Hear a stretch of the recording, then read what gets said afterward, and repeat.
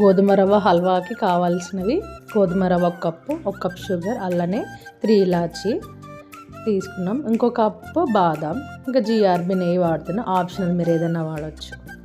ఒక గిన్నెలో ఇట్లా నెయ్యి వేసి ఒక స్పూన్ రవ్వ వేయించుకోవాలి, కొంచెం లైట్ బ్రౌన్.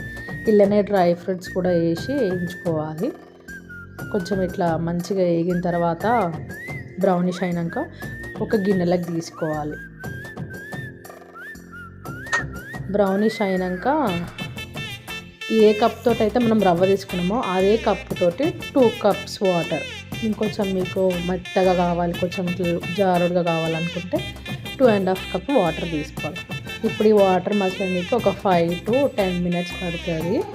ఈ 5-10 minutes వాటర్ మసలేలోపు మనం ఇలాచీలు దంచుకుందాం.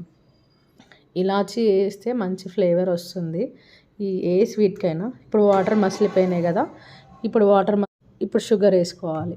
ఇప్పుడు షుగర్ వేసిన తర్వాత మసిలేటప్పుడు మనం ఇంకొంచెం, మీరు స్వీట్ ఎక్కువ తినే వాళ్ళైతే ఇంకా షుగర్ వేసుకోవచ్చు. ఇప్పుడు మసిలేటప్పుడు మనం వేసి పెట్టుకున్న ఈ రవ్వ వేసుకొని ఇట్లా మసిలేటప్పుడు ఉడికి దగ్గరగా పడుతున్నప్పుడు ఒకసారి కలుపుకొని, ఇప్పుడు మనము దంచి పెట్టుకున్న ఇలాచీ ఉంటుంది కదా, ఆ ఇలాచీలు వేసేసుకోవాలి.